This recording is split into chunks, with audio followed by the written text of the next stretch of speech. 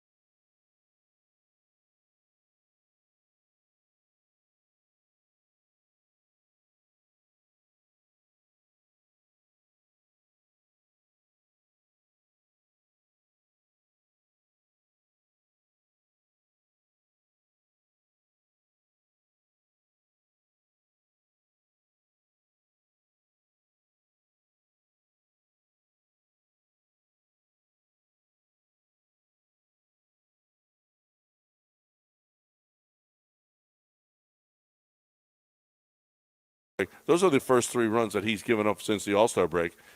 Before that, he had a little rest, and he gave up a couple of runs in a couple of outings, which you were starting to wonder, is Brian Abreu okay? Brian Abreu is excellent. I don't know about you, but anytime Brian Abreu comes into the game, I am okay with that. I feel very confident that Brian Abreu is going to get.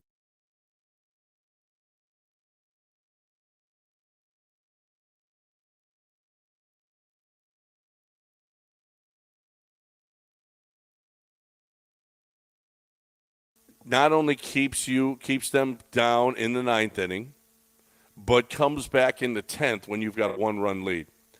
Now, you got a 1-run lead only because, I don't know, Gary Pettit's got to send the runner. He's got to send the runner. 2 outs, and the base is loaded, and you get a base hit up the middle by Mauricio Dubon, and you stop Jake Myers, probably your fastest guy on your team, and you stop him at third base when he's running with the I just go, because, and you got to consider who's up after that. And Chas McCormick is up after that with 2 outs. So you really, Chas, you want to talk about struggling, 198. He struck out 4 times. He had the golden sombrero last night. He is really bad. You got to know who's up, how many outs, who's running, and take that chance. Now, he might have been thrown out. It looked like it was a pretty good throw to the plate, but you still got to take the chance, right? With 2 outs, send the runner. Send the runner. And unfortunately, you just came up with the 1 run. in the inning. And then Josh Hader comes in and takes and just shuts it down with a runner on second. He was fantastic. I know I got a buddy who's in Green Bay who was watching him when he was in Milwaukee, and he said he just sucked. He just sucked, and he did. He had a bad year in Milwaukee, but for the most part, Josh Hader was great. And Josh Hader has a different attitude than he did in San Diego. Well, in a contract year, he said, I ain't pitching 2 innings. I ain't pitching. And now, with his 5-year deal, $95 million deal, this dude will do anything. He'll do anything that'll help the team win. It's a bit expensive, but he was a bit expensive. But is he not? And he's given up home runs this year. There's no question about that. But is it not worth it when Josh Hader comes out on the mound and it's the 9th inning? I know that he has given up. He's given up some, and you know what? He's lost some ball games, and that's just fine. He's got the win yesterday. He's 5-6 overall. He's got a 3.48, which isn't great for a closer. He's got 26 saves now, and and that's an Astros record. 26 straight saves. 26 straight saves. So it is, and he's been brought in win and loss situations when he's, primarily supposed to be used just when he came in the 9th inning of another tie game. And he's been put in that situation quite often. Now, he's one of the best in baseball. He is still one of the best in baseball. The home runs notwithstanding from what he's given up earlier this year. But he was fantastic last night. And he picked up, he's got 26 straight wins, and he picked up the win last night to go to 5-6. He's gotten down to 3.48. Earlier this year, his ERA was up to 4.16 is what I see was the high water mark. 4.15 was the high water mark. Other than, I take that back. When you go back, he had an 9.39 ERA, but that was back at the beginning of the season when they really sucked, and he really sucked too. And he had a 9.39, but once you start to get some innings, he has been really, really good. He has been really, really good. So the last time he gave up a 3 spot in Pittsburgh on the 29th of August, but he gave up 6 total runs in August. He's given up, one hit this month and no runs. And we're already this is the 15th. 1 hit this whole month. That's pretty good. In 7 1/3 innings. That's pretty good. So Josh Hader came through. Jeremy Pena came through with a home run. The bats were quiet, which is okay. They've been pretty damn good lately. You're going to get a game like this every now and then. And the Astros win again. The Astros got 8 straight wins now and are taking care of business in the American League West. So they look like a really good baseball team. They get the day off today, and then they don't have another one until the 3rd of September, which is the day. I was talking about it yesterday. You never see a Tuesday off. Well, the Tuesday that they have off is the day after Labor Day. The only time you see that is the day after Labor Day. Little did I know at the time when I was talking about it. It's the day after Labor Day. So that's the next time. And here comes Justin Verlander to the rescue. Justin Verlander is going to make another start in Sugar Land, and then he will hopefully, I think that's the plan, is that he's going to join the rotation after that. And hopefully I think they'll probably go with a 6-man rotation. And off we go. And off we go toward down the stretch with a team that is that's going to walk away with this division. Walk away with this division. Despite the start that they had, they are going to be a force in the postseason. Can you believe that? You've got 5 guys with Garcia. Garcia, I doubt I will see if he ever pitches again this year, rather. They got 5 guys, 5 starters. What team loses 5 starters? Now, I know that the Rangers have lost Gray and Scherzer and DeGrom, but Scherzer and DeGrom are hurt all the time now. Scherzer used to be a horse, not much so much of a horse anymore. And DeGrom is never here. DeGrom's never around. So, and by the way, the Astros are overcoming it.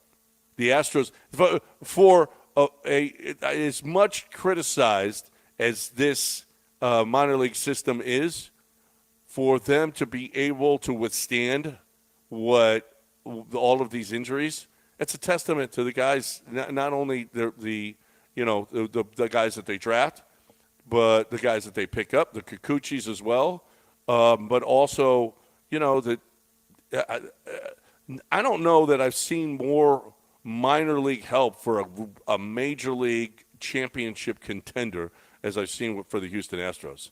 They just guy after guy after guy that they bring up. Now DeCenzo is making some, and let's not forget when you needed Jake Myers and he came up, when you needed Chas McCormick and he came up and he did the job. When you needed all of the bullpen guys that came through. The Blancos, look at Blanco, what he's done through coming through the organization and giving you what he gave you, probably the first half MVP. So this stuff about the Astros, Jeff Luhnow did a hell of a job, and it's been continued nice. And Dana looks like he knows how to pick him too, because that Kikuchi trade, the crap that he took for that Kikuchi trade, now it might be the best pickup, one of the best pickups that we've had. Who's pitched better than Kikuchi that's been picked up by another team? The Kikuchi has been awesome. I call him Kikuchi, though. That's yeah, I know you do that. Why is this a giant black video? Well, because the only way I can make sure people can hear you, our camera, at least mine, that's not displaying anything, has to be up. So that's what we're working with right now. That's it. That's what we're working up, the black screen. Well, but people can hear you. At least Abigail's not there, and we can't see her. Right? Well, why do you care so much? No, but Twitch, they'll get their perv on. Well, if Abigail was there, the tease that it would be for them? I feel like the tease is in the fact that no matter if she's on the screen or not, they've got no shot. Well, I know that. We all know that. I mean, yeah, she's classy. So, no. She didn't even have to be classy. It's just that she's dealing with the worst of the worst. She wouldn't. There's no chance for them. Sorry. Sometimes girls make mistakes. Okay? That's true. Yes. You can never rule it out. No. But generally, women do not respond well to chat room guys. No, it's not. It's not. I don't think specifically. I mean, I don't think it's any chat room guy, but I think specifically this chat room. Yeah, you can't introduce yourself by their sign-in name and go, "Hey, I'm this guy from Twitch," and think that's going to work. You better pretend you're a completely different person. Yeah. So sorry about that, Twitch. But Tuesday, we should have the camera worked out. Hopefully before then, and she'll be back. Oh, she's going to be back Tuesday? She's gone. Yeah. Because when is your vacation? It starts the 25th, so she's coming in periodically to figure things out, and then she'll be good to go on the 25th of August. Well, we'll all be together in studio next week and for a few weeks going forward. So I'll be back in studio. But apparently there is we'll tell you about Mpox, a global health emergency. Does that mean you can't get on a plane? Well, I don't know. That this virus is spreading rapidly, and Art thinks it's probably in California now. So stay there. We don't want you. That's like the Art can't be uglier to me. I can't be nicer to him, and he can't be uglier to me. Okay, that happens on a daily basis to me. Here's what else happens on a daily basis: is John Clay Wolf takes care of you, my friends. John Clay Wolf will give you more money for your vehicle. John Clay Wolf buys your car. John Clay Wolf says, what? I'll give you more. And if I can't, what? Let's go.